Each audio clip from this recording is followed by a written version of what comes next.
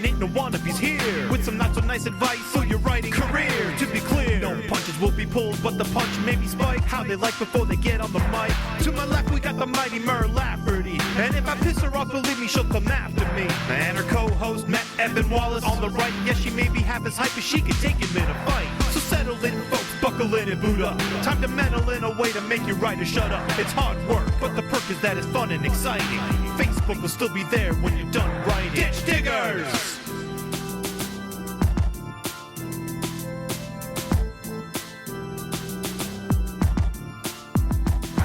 Ditch Diggers! Coming to you live from Morgan Freeman's Pop Culture Popcorn Boutique, it is the Ditch Diggers with Mer Lafferty and Matt Wallace. And I'm going to have Matt introduce us. A rare occurrence where I get to do the intros. You're turning me loose on the intros, Mer? I trust you. Oh, that was your first mistake. No, I also love that Morgan Freeman is really into puns, by the way. He's like, I want to make a pop culture popcorn boutique because it has pop in both of them. Yep.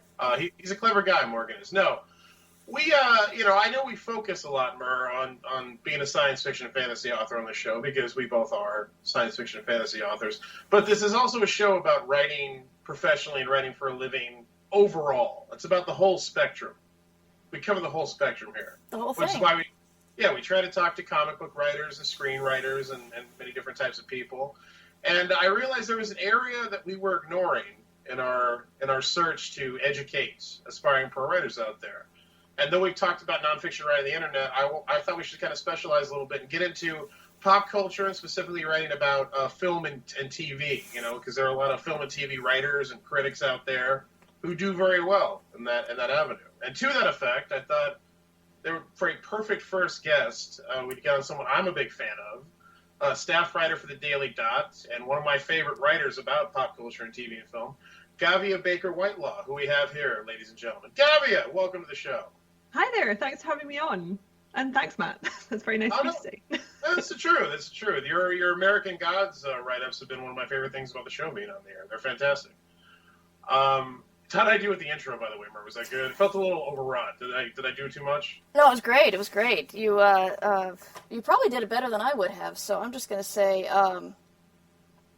that maybe you should do it from now on. But I also want to say that I just got a text from my agent. Are you interviewing Gavia Baker Whitelaw for Ditch Diggers?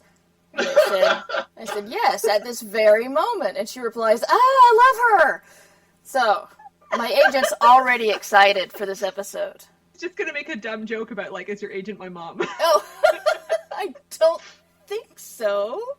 Probably not. I don't think so. Is your mom an agent? I would love to have your mom as my agent. She could be. She's an engineer, but she seems to have a lot of skills, so for all I know. I can't imagine anyone turning down your mom in a negotiation. She's in there dealing with publishers. Who's going to say no to Gavia's mom? And that's the thing. I would introduce her as my agent Gavia's mom, too. I wouldn't even say her name. It could be like her gimmick. If she was a pro wrestler, she'd be Gavia's mom. Is there a pro wrestler like that? Because there should be. There is not. There should be. A mom wrestler. Yeah. There must be a wrestler whose gimmick is that she's a mom. I cannot remember. There was a wrestler who was Big Bad Mama, but it wasn't really the same thing.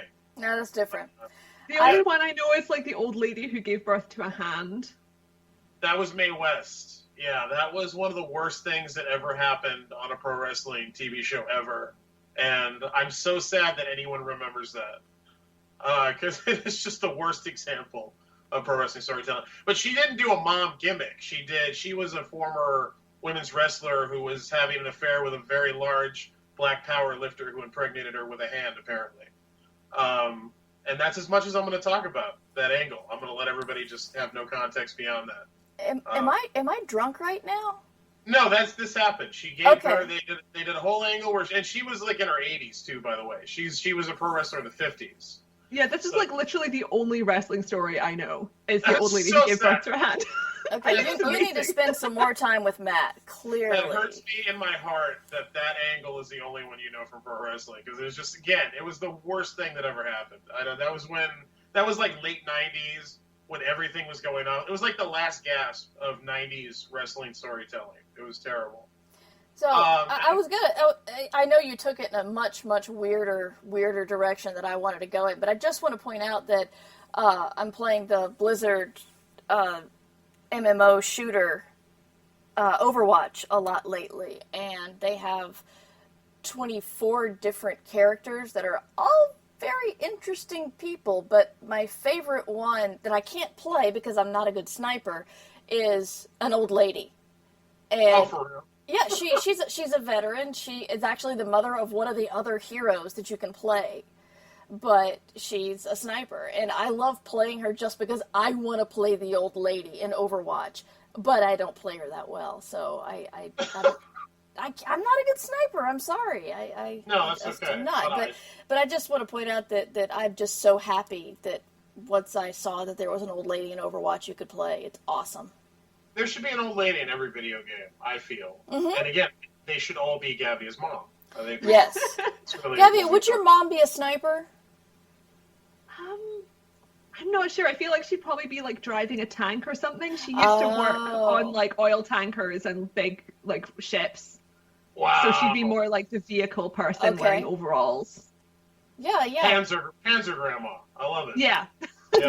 There is a woman in a mech in Overwatch, so you could just switch those two. Make that driver the sniper, and then let the old lady get in the mech, and there's your mom. Yeah, doable. And speaking of putting spins on popular culture, you see what I did there? Oh, the segue. Little clunky, but go with it. It wasn't my best, I'll admit. But speaking of putting our own unique spins on pop culture, Gavia, that's what you do for a living, essentially, is it not? You put your spin on popular culture. Basically, yeah. And how long have you been doing this for money? Like 4 years. So I kind of started. The Daily Dot was actually my first proper writing job of any kind. They kind of hired me because they needed someone doing like small part-time freelance fandom reporting. Because at that point they had like the kind of, they pivoted a little bit in my department, which is now like a geek culture vertical called Parsec, but at the time it was called the fandom section. And they had someone who was the full-time fandom writer, a writer named Asia Romano, who now works for Vox. And she kind of knew me because we were both in LiveJournal fandom together. So like basically I have my career to thank. I can kind of thank Inception fanfic communities for the reason I'm a professional writer now, because that's where I made like my initial professional contacts. So I kind of got sent in for a job interview there, and yeah. Specificity is important. LiveJournal Inception fanfic fandom would be more accurate. Yes. So, if you could, Gavia, could you explain to our audience what it is you do, what you write about, and who you write about it for? Okay, so I write as a kind of full-time staff writer for the Daily Dot, which basically their kind of corporate mission statement as a news organization is that it's meant to be like a local newspaper if that town was the internet. So nice. They have kind of, so like instead of sports, they have like the esports section, which is now actually moved elsewhere, but like they have kind of different sections, like politics is all internet related politics stories, and kind of a lot of cybersecurity stuff. And then they have like internet-based pop culture things. And I'm kind of in the geek culture section, which when I first started working for them was the fandom section. And that's how I got in, because I come from a kind of fanfic fandom background. And then it kind of pivoted a bit to be more like geek culture. So now I do more kind of TV recaps and reviews and that sort of thing. But my job kind of, it covers quite a lot of stuff. Like I do a little bit of fandom reporting, but I'm not really, I don't really come from like a journalism reporter background as such. Right. So I kind of tend to do more movie reviews and kind of commentary on geek culture. And sometimes I like interview actors and artists and that sort of thing and talk about what the latest scandal in the world of comics is and that sort of thing. So there's a fairly wide variety. And also I do, you know, kind of typical internet writer dog's body stuff like, oh, look at this new trailer, which I feel most people in my position also have to write, and it's fine. No, that is fun. I saw you just posted your spoiler-free review of Spider-Man, so I'm very excited to read that as well. Oh, it's a good video. I liked it. I know. I saw. I was because you're not an easy critic, by the way, which I respect. You have very strong opinions about many things. So do you prefer to write about one thing over another, or do you enjoy everything you cover? Do you have kind of freedom to decide what areas you cover and when, or are you assigned things to cover by the Daily Dot? I have quite a lot of freedom. I mean, I've been writing there first freelance and then full time for about 4 years in total, so I kind of know the editors pretty well. And like it's all based in the US, but I have been there and met them a few times. So like generally, I will pitch stories, or I'll just like now I'm at the point where I kind of assign some stories to myself. And if it's like something quite complicated, I'll have conversations with the editors about it. But obviously for things like film reviews, you can schedule that in advance. So it's like a kind of organized thing that we have a calendar for. Right, right. But that's something that you kind of earned over time when you first started out with them full time. Was it more of like you took assignments and you had to sort of build your reputation and your relationship with them to get to the point you are now? I mean, a little bit. I think they do kind of rely about, I mean, it's kind of like, I think there's like a 50-50 split between kind of the editors assigning stories to you and asking you to write stuff, and then reporters coming forward with their own stories, because like they intentionally hire people from backgrounds where they've got, you know, their fingers in various pies. So, you know, the politics people will obviously be kind of following a lot more politics stuff and be able to, you know, pitch their own stories and know their own beat. And my beat is fandom and geek culture. So I'm always kind of there in the morning checking the Reddits and what have you. Right. Well, no, that's your job. That's not, you know. Whereas that would just be a time-wasting thing for most of us. That is actually what you do for a living. So, yeah. A lot of my job, I am a bit like this. It's quite wild that this is actually my work, but. I think that's one of the coolest things about it, though, and I think that's something a lot of people don't realize, that you know you literally monetized your fandom, which I think is fantastic. But you're also very good at what you do. I think you're a very insightful, a very professional writer, and you also bring a very unique perspective to things. And I think those are qualities those are what really make a good writer of this type of genre. Do you agree with that? What do you think are the necessary qualities to be successful doing the kind of writing you do? I mean, I hope you're right. It's very hard to kind of to analyze that kind of thing from an internal perspective, because right.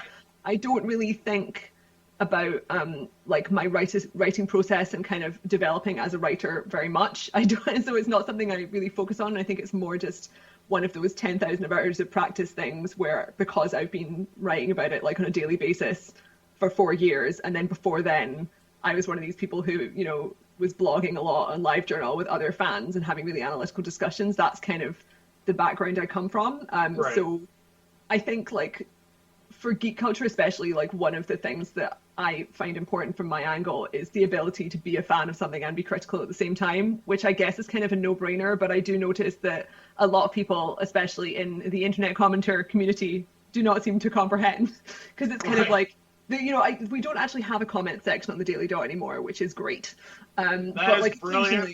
Yes, it is excellent, because like people can like, you know, email me and talk to me on Twitter and stuff. It's not like there's a firewall between us, but we do have a like official Facebook pages which have like, it's like a more general audience. So people who respond to my stuff on Twitter will generally be people who I'm already like, who have access to me, whereas on Facebook it's like massive anonymous commenters. So occasionally I will go on Facebook and see what the responses are, and invariably, if it's anything other than like pure enthusiasm, it'll be people being like, oh, she hasn't read the comics, or also he hasn't read the comics, because a lot of them think I'm a man, because who else would be writing about this kind of thing? Yeah. So like there is a lot of that, and kind of, oh, what's even the point in critics kind of thing, which I feel like is something you're always gonna get. But at first that did quite surprise me, because the area of fandom that I come from is kind of the majority female LiveJournal communities that are really into fanfic and shipping, but are also extremely analytical. So,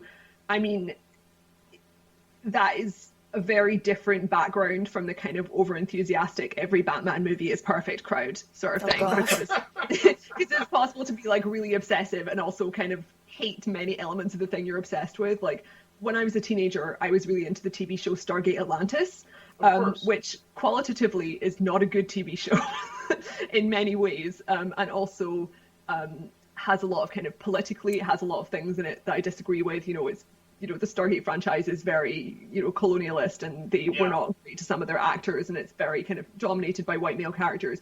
But it also had this really vibrant audience of mostly kind of middle-aged women with academic backgrounds who are writing really complex and like kind of interesting fanfics, and often kind of like bringing characters to the foreground who weren't necessarily getting enough screen time in the actual show. And like there was like a whole, like the majority of people who were watching Stargate Atlantis, for example, were not viewing the show from that perspective. But that's kind of the angle I come from. So that's my origin story of how I approach criticism kind of from a geek culture perspective. No, I think that's fantastic. Yeah. So how do you deal with an issue like... let me go back up. Sorry. I used to do video game reviewing, and everyone talked about how it was the best... It sounded like the best job ever. And I'm like, well, yeah, until you get a game you don't like. And then, you know, you get a game you don't like, and you go, well, crap, I just wasted $20-$50, and then you put it down. But if you're a reviewer, you got to keep playing. And so do you encounter that when you have to watch something that you absolutely can't stand because you need to give it a certain amount of time and that's work to sit there and watch or play something that you're not enjoying? I mean, I think it would be a lot worse if 100% of my job was film and TV criticism, because I do follow a lot of full-time critics on social media, and I see them like kind of expressing that kind of frustration in a very professional way. But I do see that obviously it's like a common feeling, because obviously most things you're going to be consuming are not good. But because my job is spread over so many different fields, it's relatively rare for me to really have to go through a ton of really bad material. Like watching one bad movie is fine. You know, the worst thing is if it's a really boring movie, but then I can just write a short review being like, this film is very dull. And definitely the only time it's been really torturous for me is Iron Fist, where I had to, I actually never finished the series in total, but for the preview reviews, they sent out, I think it was the first 8 episodes to critics, which was like about between 7 and 8 hours of Iron Fist. And I swear there was maybe 45 minutes of actual material in those whole 8 hours. And it was so hard. It was so hard to get through because it was just shockingly bad and really slow. It was like, it wasn't one of those things where you can watch it and be like, haha, this is entertainingly bad, which is a subgenre that I have plenty of appreciation for. Iron Fist was definitely by far the worst thing I've had to consume for my job. This reminds me of a very brief anecdote that I will tell because it segues into a question that I have. I was in the supermarket, literally, I think it was yesterday, and I was wearing a Daredevil t-shirt, and the cashier commented on my shirt and liking it and asked me if I enjoyed the Netflix series. And I said I did, and Kingpin and Punisher, and we talked about all the good stuff. And then he said, yeah, I really like what they're doing on Netflix. I'll tell you, though, that the one time they didn't do good was that Iron Fist show. And I literally yelled, man on the street perspective, right there, in the middle of the store. Because the thing is, it was interesting to me to hear... Because he struck me more as a casual fan, not part of hardcore like fandom. He was just a guy who watches the shows on Netflix and didn't really read the comics and was into them. I feel like a lot of times we get so insulated as writers or as authors or as part of the industry that we kind of lose touch with sort of, you know, the general perspective of the public. We really only deal with like hardcore fans who have really strong, deep-rooted, long-standing opinions. And this leads to the question, which is, do you take when you're writing about pop culture, you're writing about movies and TV or whatever it is, are you just thinking of your perspective? Are you thinking of I'm writing this for fandom? Or are you thinking of I'm writing this for the general public? Like do you consider those different perspectives when you're writing? Yeah, there are definitely different perspectives. I think I would have a different angle on most of my criticism if I was working for a newspaper or a magazine that was playing to a more mainstream audience. Right. Sometimes I do reviews on BBC Radio in the UK, and then I'll be I'll have like a much more basic breakdown, and I won't be assuming that everyone's really familiar with like, you know, the acronym MCU for the Marvel Cinematic Universe sort of thing. Right. But also like I will be viewing it from the perspective of superhero movies are not something to get invested in. It's just like, does this function correctly as a summer blockbuster you can take your kids to? But with Parsec, the geek culture section at the Daily Dot, it is very much playing to an audience of fans. So you can kind of expect a certain level of investment and kind of knowledge already, to the point where obviously there's kind of like different editors working at the Daily Dot. There's like I have a primary editor who's the leader of my section, but also sometimes, you know, if it's early in the morning or something, there'll be another editor, and sometimes there'll be someone who's like, I don't understand what you're writing, and I'll be like, have I fucked up? Like, what? Am I incomprehensible? But it will actually just be, you know, it's just because most people do not have any particular interest in the intricacies of the Spider-Man franchise. Right. But yeah, in answer to your question, I do generally write towards a geek audience from my own perspective, and like to a lesser extent I will explain some stuff if I think it's something that's going to be more obscure or from like a really specific corner of fandom. You know, it's really interesting. We don't talk a lot about tailoring your work toward a certain audience. But that's very clearly one thing you have to do as a pro writer, because especially if you've got several different people you're writing for, or sites, or nonfiction and fiction or whatever. So is there... trying to come up with a good question here instead of just a statement. It was there. You were getting there. Shit. You were getting there.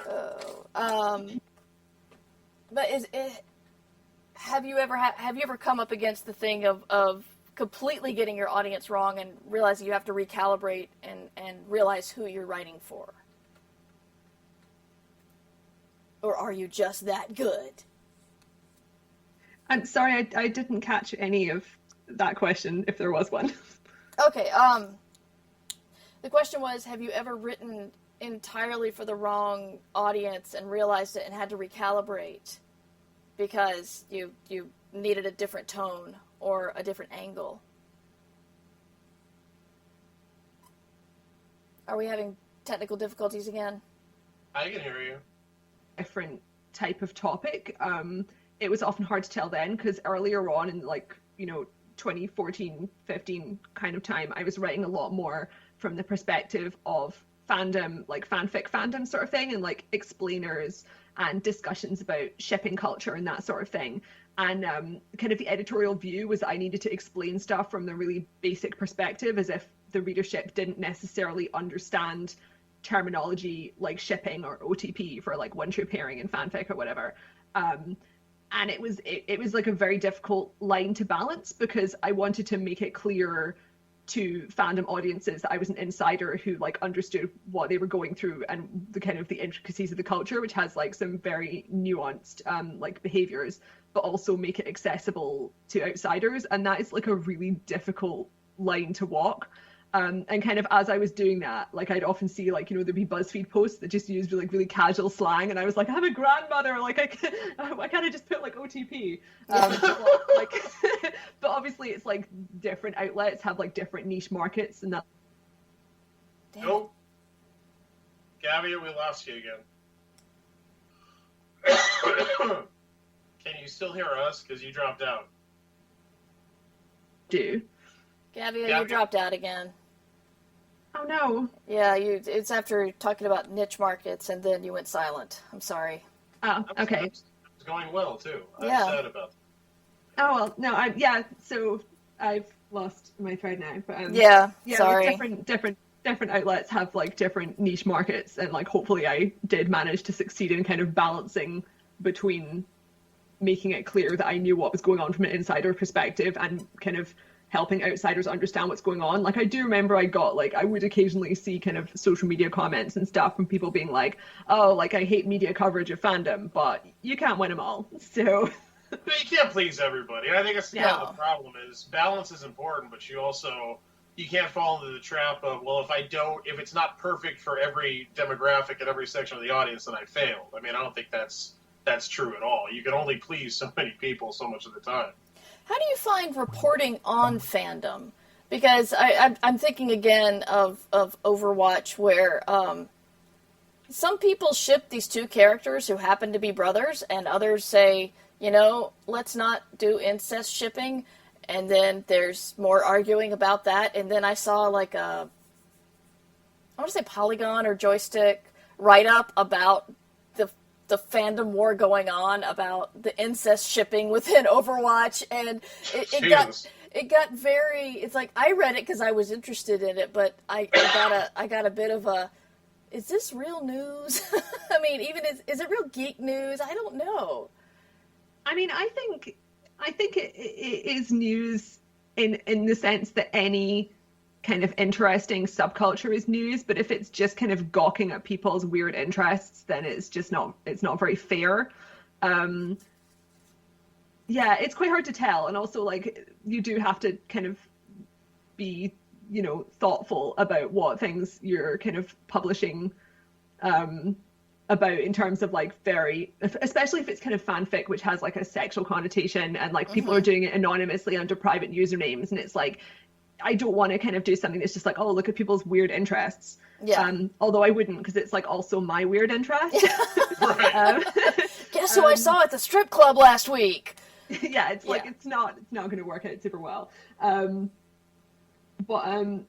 Yeah, I probably should kind of go back a little bit more to like fandom reporting now, because there has been quite a cultural shift over the past 2 years or so. Like there's now like a lot more kind of moral discourse, which gets like very conflicted, and I think is kind of a generational thing, where because like there's so much kind of public discussion about like kind of inclusive and diverse media in pop culture, that inevitably spreads over into fandom, which like is a good and constructive conversation to have, but it also means that there's kind of a chilling effect where people get shamed for, you know, writing certain pairings because it's seen as like morally impure, and not even things like as extreme as the like incest shipping, but you know, there's loads of kind of conversations in, for example, Yuri on Ice fandom, which is a really popular anime fandom right now. There's one character who in the show is like 15, and is it right to ship him with a 19-year-old? And it's like, I mean, you know, you can debate that one till the cows come home, but you know, if you age him up like 6 months, then it's like, if it's passing like the legality in your personal state, does that like make it it's like a very complex issue, and it's also about cartoon characters, but it's also about kind of abusive relationships in real life. So it does have an impact, but it's quite different from the conversations that were going on within fanfic fandom like 2 years ago. And it's kind of stunning to like compare the way that is compared to the wildly inappropriate fan fiction that I had very easy access to when I was a kid. Because there were just like, it was very like, it was basically quite normal in Harry Potter fandom for people to ship like Snape and Hermione or Snape and Harry. And it's like, oh God, that is definitely like a straight up crime. Like that is very bad. And as an adult, I'm like, that's creepy. But obviously when like teenagers have like a different kind of gauge of that. So at the time I was like really normal. But it is kind of a different cultural shift, and that is the kind of like tricky situation where you have to be able to handle it sensitively, but also kind of from a perspective that understands what's going on like within the way the culture is developing and the kind of new people who are coming in, rather than it just being someone swooping in and being like, hey, have you heard of this new porn craze? I'm actually curious, does the Daily not have content guides that relate to that? Does it dictate what you can and can't cover, or is that sort of on your barometer to sort of judge? Or does that just come up as you pitch the stories? Yeah, it kind of comes up on a case-by-case basis. Like, I generally don't really write about that much stuff that would be, like, not safe for work. Kind of most of the stuff I have published that maybe was a bit not safe for work would be, like, obviously would be articles about fan fiction and, like, occasionally, you know, our kind of coverage of YouTube kind of abuse scandals and that sort of thing. And, you know, you just put a warning at the beginning. But, I mean, we just kind of, I just have a conversation with the editors about, like, you know, do we put a warning before this? Or sometimes they'll like decide that we need one. But I'm not like delving so deep into that stuff. Like I'm not really, I'm not like a sexuality writer. So right. I guess it doesn't come up as much as it would do for some other people. So is it just not something you generally, I mean, you have to think about it. You just talked about how you view it, but do you find that, is it freeing to not have such restrictions placed on you? Or do you almost kind of wish that, do you get into situations where something seems kind of ambiguous or too heavy, or you're not sure about it, and you kind of wish you had clearer guidelines because you're sort of on your own with it? Or is it just not an issue? Well, so the way I work is the Daily Dot has offices in the US, so like about half the employees are just in the office together every day, like a normal office, a newsroom. And then there's kind of a Slack channel newsroom where everyone is having conversations all day. So I'm in constant contact with editors. Like if there's like an update or something, I can just ping them in Slack. So that's good. I love Slack. So yeah, so it's not like it's one of these sort of remote things where I'm emailing or anything. Like we're basically having conversations throughout the day. So it's like chill, but it's also kind of supervised. And I do know that kind of some like quite a lot of geek media outlets, as far as I know, actually don't necessarily have editors, or like the person who's listed as editor is basically just like the lead writer who's in charge of the site. But every article I publish, you know, an editor will edit it before it goes out. So just, you know, that is a safety net. Yeah. No, it's amazing that I love how we're able to enable working remote like that. So you literally have writers from all over the world who can lend that perspective to it. But I find it's actually really sad how resistant so many industries are to utilizing technology like Slack and enabling people from outside their immediate area to come in and work, because especially with stuff like the Daily Dot does, I think that's essential, having non-American perspectives, because I don't trust Americans anymore, and I am American. So I mean, it would be amazing if we had more international employees, but you know, obviously it's like an Austin-based company, so most people are Texas journalists or New York journalists. Not that that's a problem, but like I do think if you're covering the internet, then it helps to have international people, although it's an English-speaking website, so it has to be like English-speaking countries. No, and I don't think that's such a restrictive guideline, but I definitely agree. Like, I really hope we see that trending more upwards, because it's definitely, especially with how xenophobic America is getting, just, you know, politically, I really think it becomes even more important to have international perspectives, even and especially on things like pop culture. I think that people don't give enough credence to how important those things are and how they shape a national character and kind of a global perspective. So I just think that, I don't have a question here. I just think that's cool, and I hope that more people like you lend your perspective to the kind of an American coverage of things. So good for you, Gavia. You're it's the trail. By dint of being born in Scotland, I've achieved greatness. Where the sandwiches do not contain massive amounts of liquid in them, which was one of the first things you taught me as a Scottish person. Yeah, we've been kind of chatting on Twitter for a while now. And yeah, I can't remember what it was, but you were like tweeting about American sandwiches, and it was just like, I don't understand why America puts mayonnaise in sandwiches, and it's like a gross, liquid, weird thing. Everyone in Europe just puts butter on bread, and it always blows my mind that blows the mind of Americans, that you can just put butter in a sandwich. Well, what it was for me, and this, you didn't say ketchup and mayonnaise, you literally said liquids. And I had never thought of it in that context before. But when you think of them as liquids, which they are, it does sound insane to put them on bread, which you should not go pouring liquids onto. It actually does seem completely counterintuitive.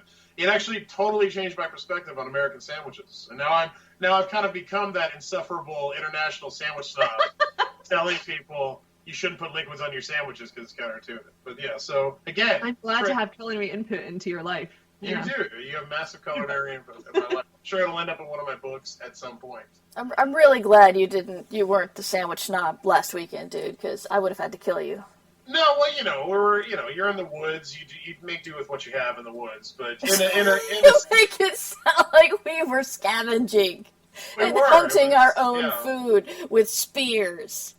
It's not like we were at a lavishly appointed bed and breakfast or anything, which we absolutely were. But no, this has nothing to do with anything. I would just there were sandwiches there. That's all I'm saying. Yeah, there were. I very briefly want to circle back to kind of the beginning of your whole journey with this, Gavia. I wanted to ask about you. So you came from LiveJournal, and you came from fandom, and you came from writing in that setting. I was just wondering, so you did what a lot of writers do to get to a professional point, which is you built your own platform online and then transitioned from it. But it seems like in your case, were you at all mindful of building a platform? Did you want to eventually write in a more professional setting, or were you just doing your thing socially and it just kind of happened? I mean, I didn't have any career goals, and I'm not like by nature a very ambitious person. But like at the point when this was happening, I was I kind of So to kind of to chart the trajectory of this, we have to start with the Christopher Nolan movie Inception. So Please I was do. into I was into many fandoms as a kind of teenager, and then just as I was finishing college, in London, where I was living in London, I saw the movie Inception and then joined the fandom for that. And this was another one of these fandoms where there's like a very clear divide that kind of, to a certain extent, does follow like gender divide lines, where there's the kind of the people who are really into the philosophy and arguing about the technicalities of Inception. And then there's the people who write a lot of fan fiction, much of which is romantic in nature. And that was the zone that I was at. And just FYI for any listeners who are thinking, why would you write fan fiction about boring old Leonardo DiCaprio in that movie? Literally no one did. It's like he is just the butt of the joke in Inception. Wow. No one does that. The whole thing is just like there was a lot of memes in the early 2010s just like making fun of him, and everything is all about, you know, the kind of Joseph Gordon-Levitt character and like, you know, the Tom Hardy character and that sort of thing. That's so my it's like favorite thing I've ever heard in my life.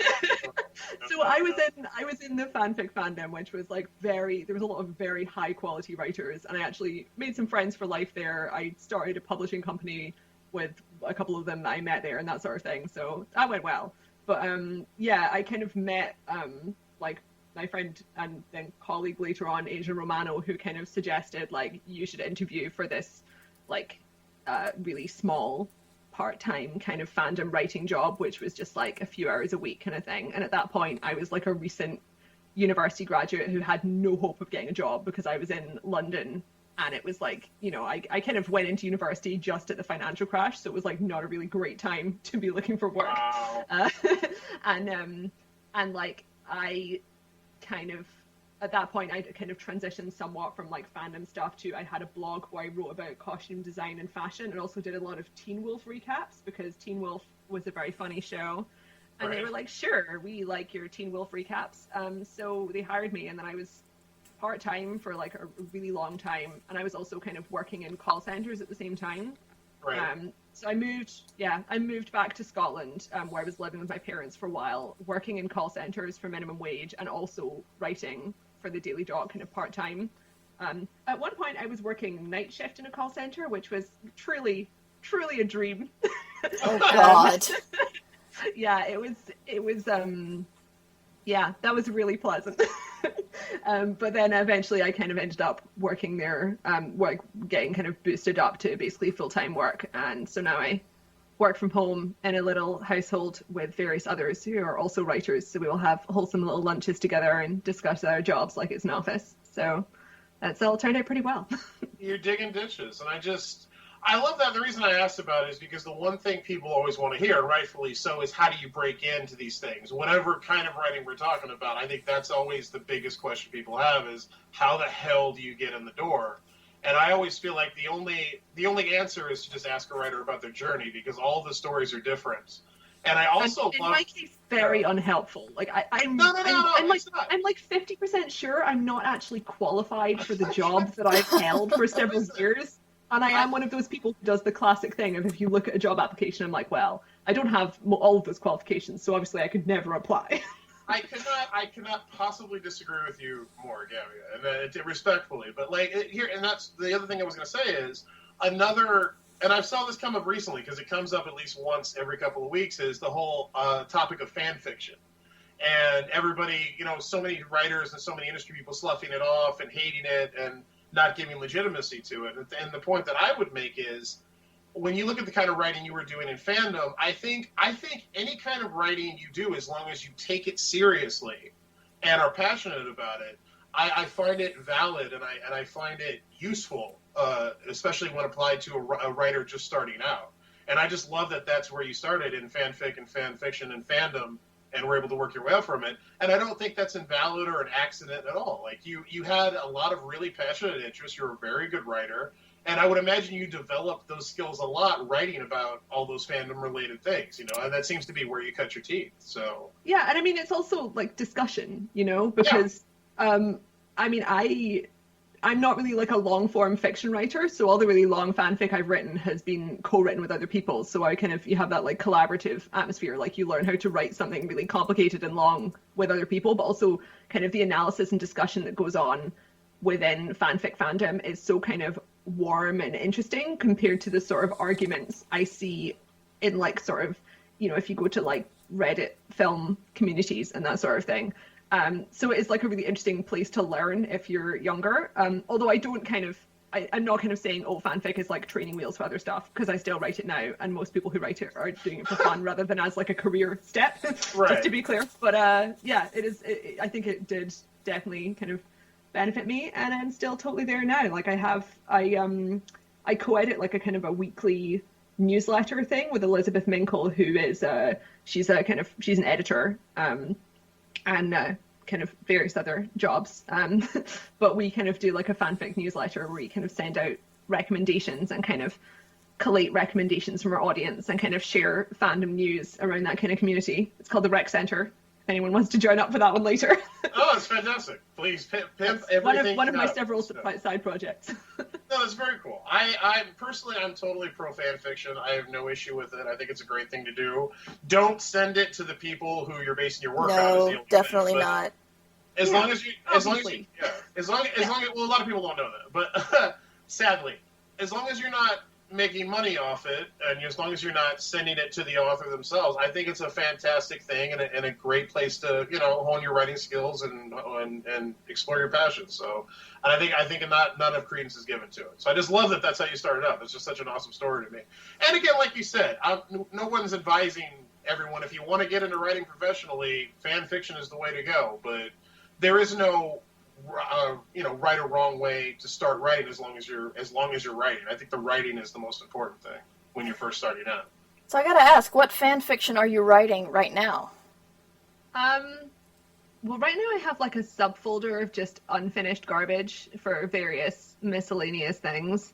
But the last really long fanfic I wrote was for Hannibal fandom, which is basically kind of my favorite fandom of the past few years. Like I think the show is really great. It's basically probably the best TV show I've seen kind of artistically, and it really kind of gels with a lot of things that I find interesting. Like it's very complex and rewatchable and artistically impressive.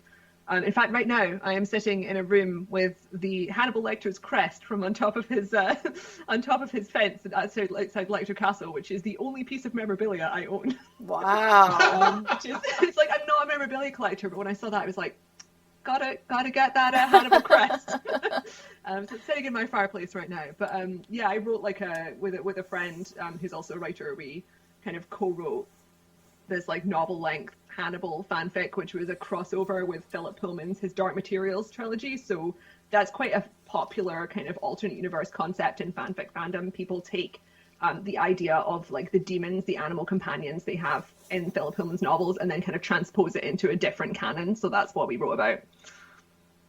That's actually really interesting. That's awesome. So I want to point this toward another slightly different topic to you, Matt. Slightly more professional topic. No, it's connected, because what we call in fiction, what we call fandom, is what screenwriters do to get jobs. Am I right? I mean, don't they send in sample scripts? Yeah, you traditionally it's one of the things you're absolutely supposed to have if you're trying to break into TV writing.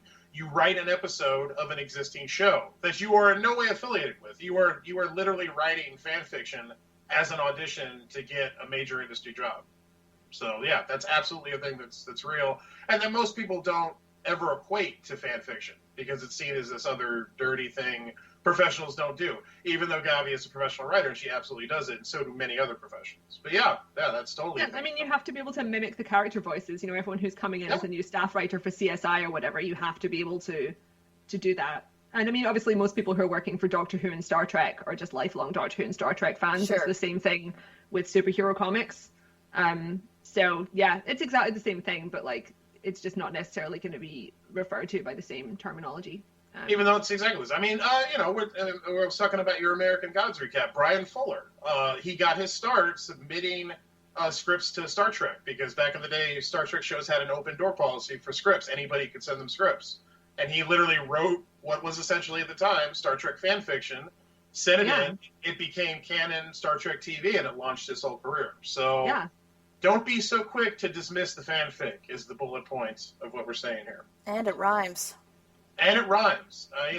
I'm a poet and I didn't know it. Oh, yes, I did. Okay. I would like to talk about, that was so awful on so many levels, and I apologize. I'd like to talk about one more thing briefly, and I think we should get to questions because we're coming up on an hour here. And Gavia, if this is an area you don't want to get into, please feel free to tell me. I don't want to talk about specific numbers, but I would like to talk a little bit about how the pay structure works when you're a staff writer for a website like the Daily Dot. Is that okay to get into just a little bit? Yeah, like I don't really want to talk about like what my salary is. No. I'm more curious in how the structure works. Are you paid by the hour? Are you paid by the piece? Are you paid by the week? Like, how does that work?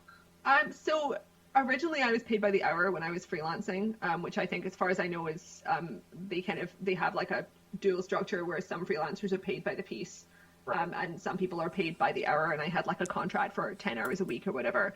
And then once I was full time, it's like being a salaried employee at a newspaper. Like the people who kind of built the Daily Dot are very much kind of structuring around like the business of running a newspaper. So even though it is internet oriented, it's more like that. I do know that some sites are geared more towards pay based on how many clicks you get, but I actually have almost no idea how many people read or engage with any of my work at all. I don't really, I mean, I can ask my editors and find out, right. But it's really rare that I will have any knowledge of that. And I think that's quite good for my own mental health, because I probably just get really neurotic. And also, like, the number of people that are reading something isn't necessarily, relevant. Like for years and years, I remember like the most popular story I wrote was like a kind of a 200-word piece about some people who cosplayed the carpet at a convention. Oh yeah, I remember those guys. They got sued. It was a cool story, but it's not like a qualitative judgment, So, but no, I'm a salaried employee.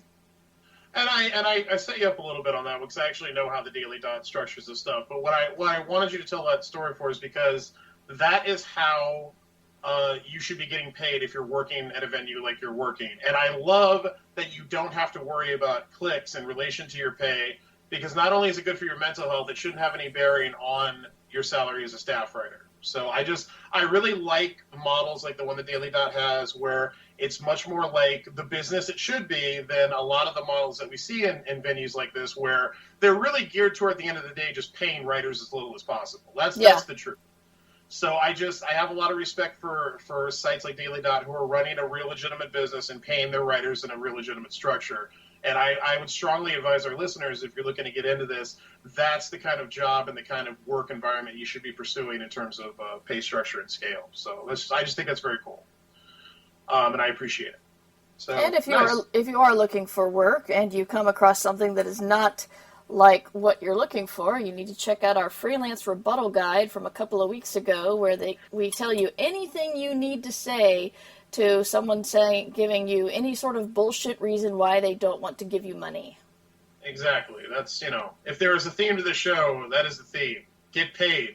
God damn it. Yeah, I mean, for whatever my next job is, whenever that happens, I will definitely be consulting this, because I have virtually no experience with that kind of negotiation, and accidentally lucked into a job at a pretty great workplace. Because at the time I'm barely equipped now, but at the time I would not have been equipped to negotiate or even know what to do to get decent freelance stuff. So I'm thank goodness I ended up where I did. But and it's not, and Gabby, it's not an experience. Nobody tells you. Nobody tells anybody how to deal with this. Yeah, you don't. You go to an MFA program, they may teach you how to write wonderfully, but they very rarely, if ever, deal with any business-related things. Nope, they don't want to. Yeah. And sadly, the geek culture journalism mentoring in Glasgow, Scotland, is not super. You're kidding. That's your mission in life. When you retire, you need to go back to Scotland. You need to start the Geek Mentoring in Glasgow program, and you need to create that. You would be amazing at it. I think that's a great idea. I think it's needed. Yeah, it'd be like the X-Men school, but for geek writers. I think we're onto something. She can have the Glasgow's branch, and I can open up the Raleigh branch, and Matt, you are in charge of LA, which is, that's big. Yeah, I want no part of that. I'm kind of You want no part of that. I live with a playwright and a copyright and a poet, so we kind of have a lot of conversations about like our craft in a non-wanky way. In a non-wanky way. Yeah.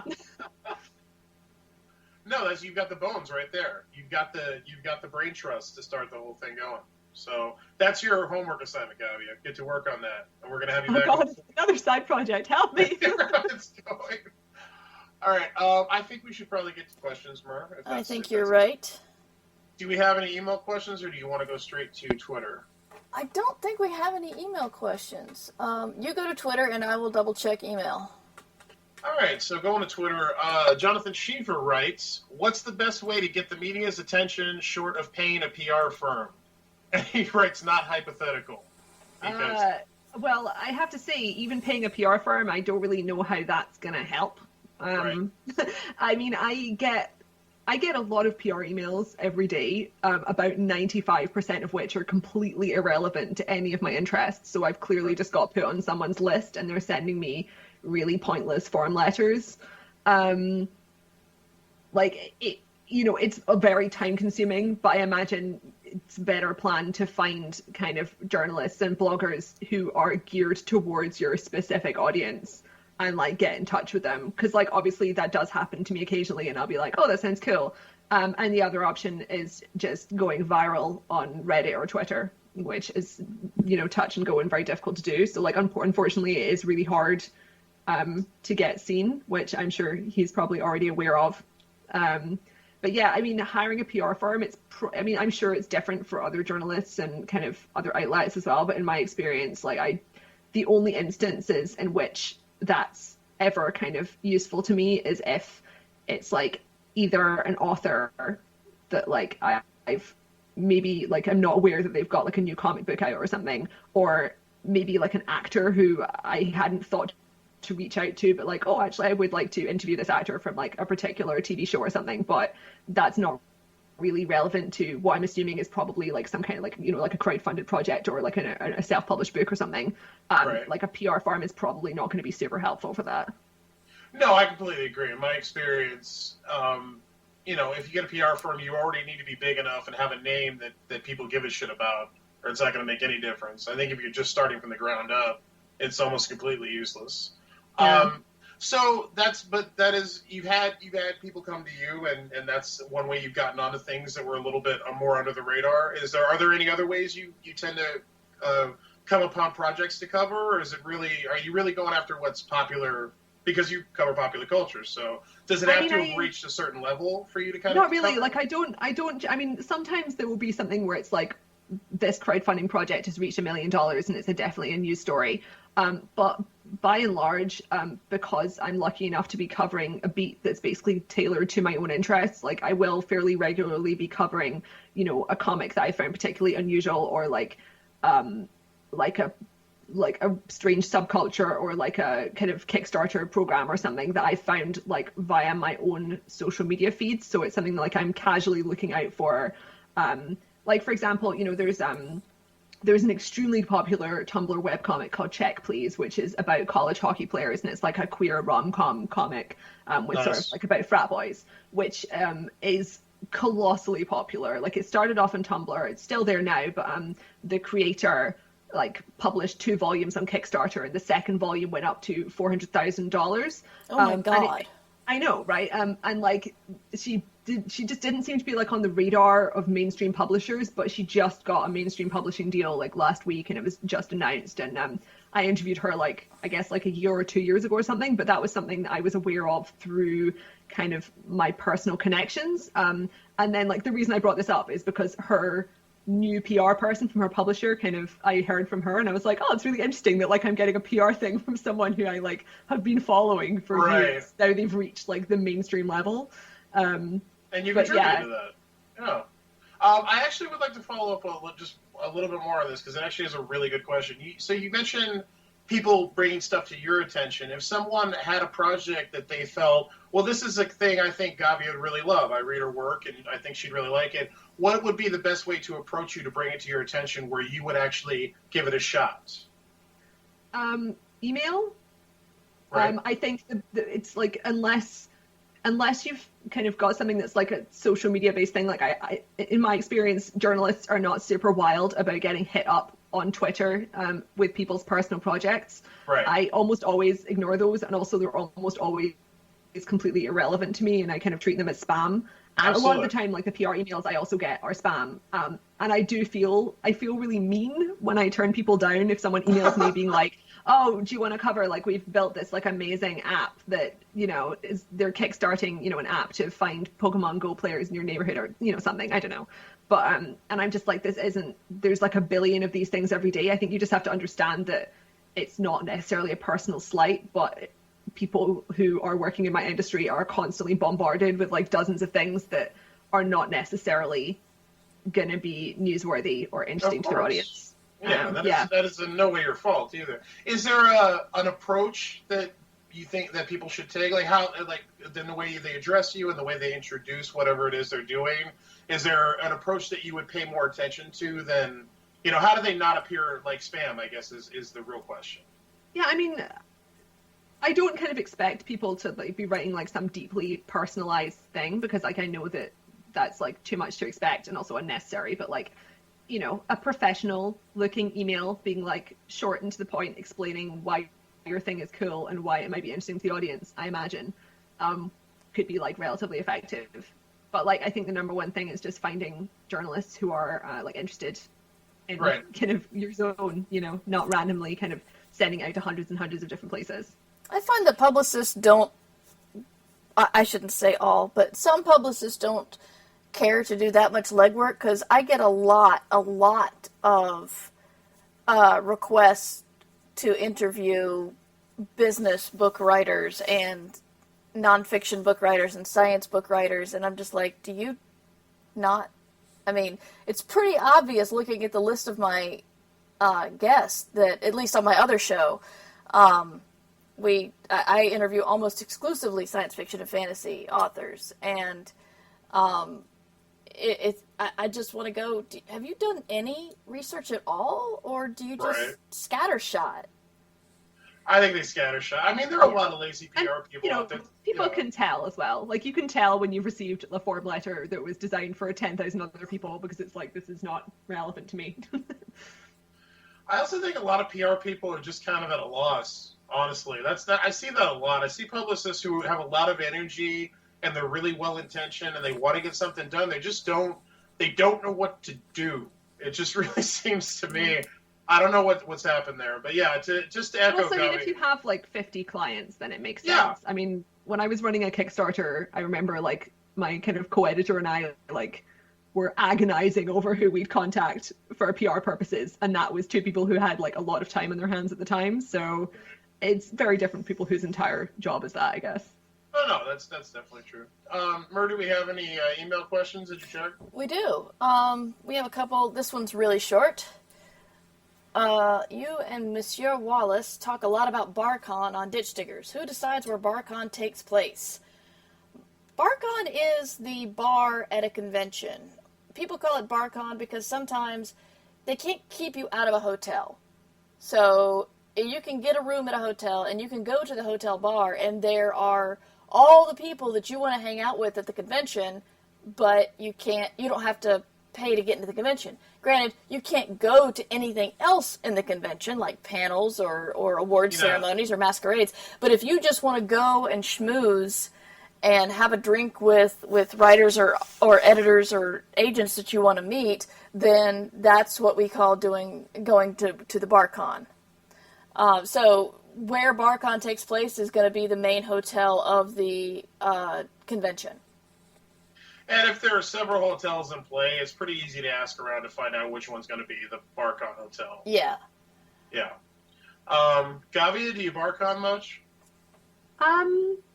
I don't go to I mean, I would love to go to more conventions, but like if I am at a convention, I will go to the bar. Nice. I think you've got the right idea. And not going to many conventions, I mean. But that's my personal feeling. I mean, I do want to go to more, but I wasn't super organized this year because early 2017 was kind of obliterated by kind of political horror, so I kind of forgot. It was. Season.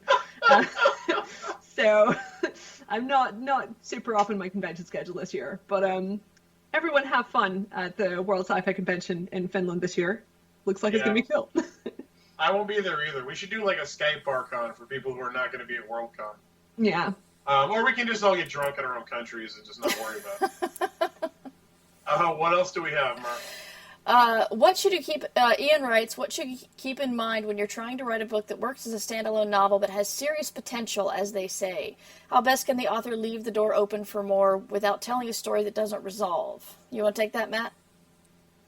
Yeah, sure. Without telling a story that doesn't resolve, the end part confused me a little bit.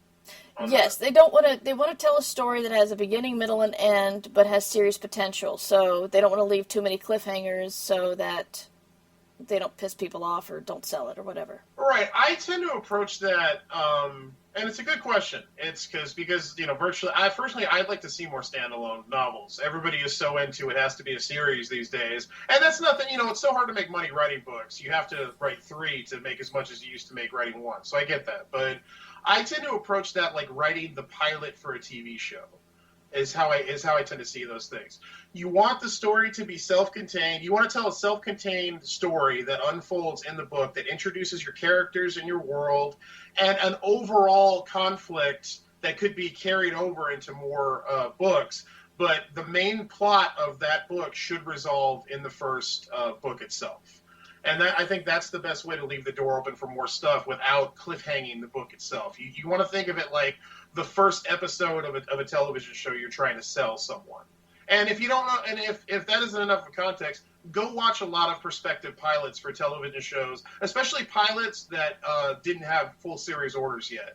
And you can find them on YouTube. You can find them a lot of places, but you'll see that a lot of them are self-contained stories that set up conflicts and characters that can carry over. And I think that's the best way to approach it.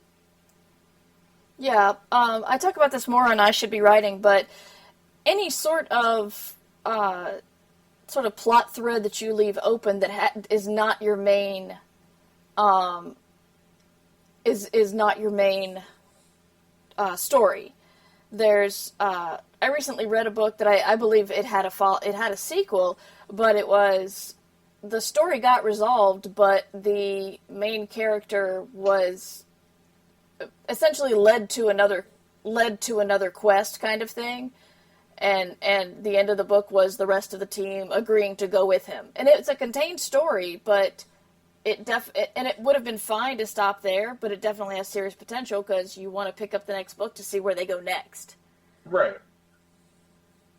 Yeah, I think that's a good way to do it. Okay. Gavia, any thoughts on that? Even though I know it's not necessarily your area. I think your advice sounded very good. I'm definitely not a novel writing episode, and a novel writing expert. I would not want to kind of lead anyone in the wrong direction. We have a question from Allie that I think would be best if we had an agent on. So we should probably talk about getting some agents on because I really don't want to answer a contract question. Yeah. So Allie, we have your question, but we want to get someone more qualified on to answer it. And let's see. Is this another Allie or the same Allie? This is the same Allie asking another question a couple of days earlier. There are a lot of Allies in the world, Mar. No, well, it's the same first name and last name. This is, would the two of you ever consider doing a Shambling Guide Cinder's crossover? Why or why not? I would totally do that. I would too. The thing is that we have two different publishers. Yeah. Matt's books are still ongoing while mine have stopped. So I think the problem we would come up against would be like legal, not creative or desire, because I think that'd be a lot of fun. I think it'd be a lot of fun. I think we should do a LARP at the next con that we're at. We'll do a Shambling Guide Cinder's LARP. It'll be great. It'll be violent. I'm looking forward to it. With a lot of good food. A lot of good food. Yeah. Yes. But I think legally would be a bigger problem to deal with. Legally, we'd be in the soup, as they say. Do they say that? It sounds like a thing people say. Okay. I think the rest I've already covered and haven't removed from this folder, so that's me being sloppy, but that's pretty much it. Okay.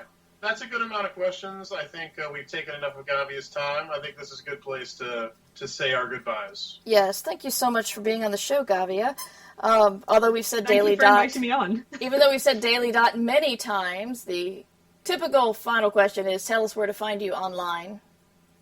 Okay, well, you can obviously find me on the Daily Dots.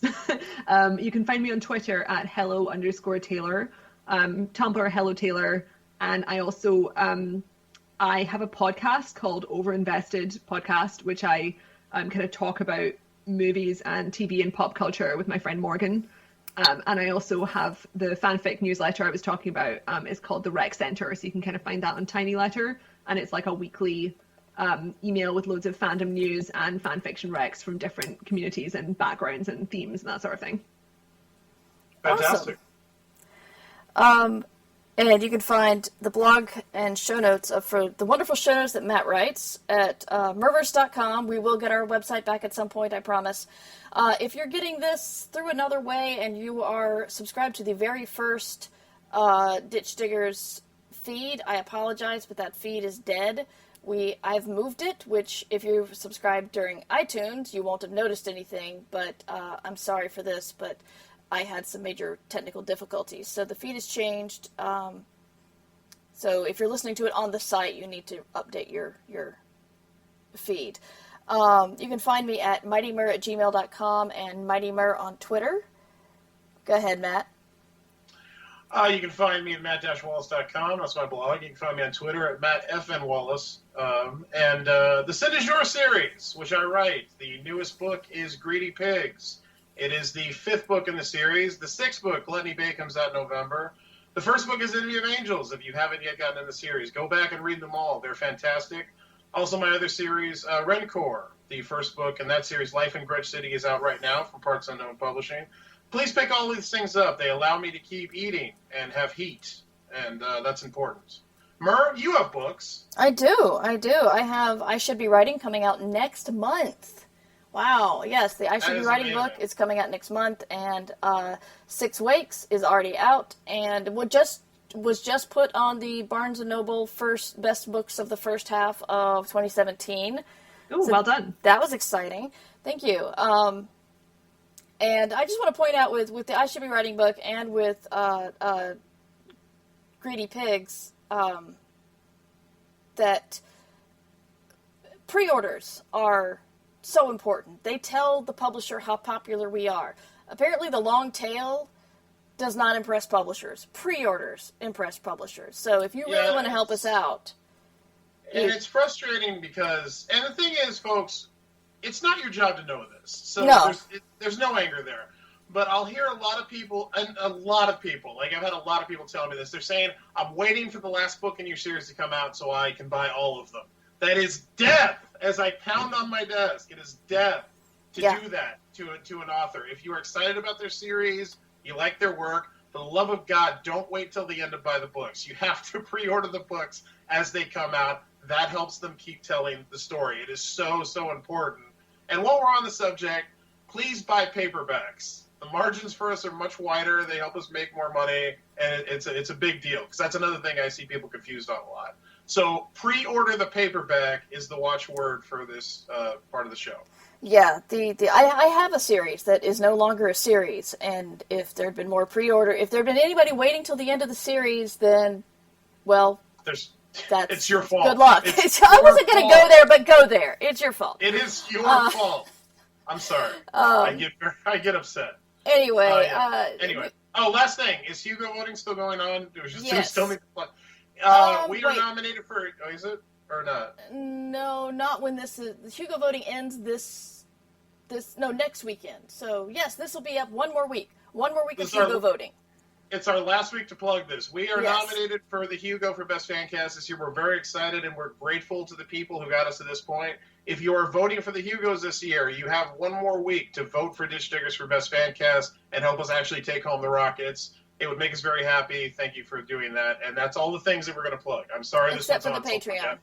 Oh, except for the Patreon, of course. Please plug the Patreon, Mer. I'm a liar. I lied. Patreon.com/MightyMur. It's got my name on it, but Matt gets a cut as well, and it supports our podcast. So I think it helps us make more and better episodes. Yes. More and better episodes. And yes. I think that's everything. Thank you for being with us again, Gavia. Thank you for sitting through that long bit, unless she's hung up, which I wouldn't blame her. Oh, good, she's still there. Yay! Thank you, Gavia. You can support us at patreon.com/MightyMur. Ditch Diggers! Theme song by Devo Spice. DevoSpice.com.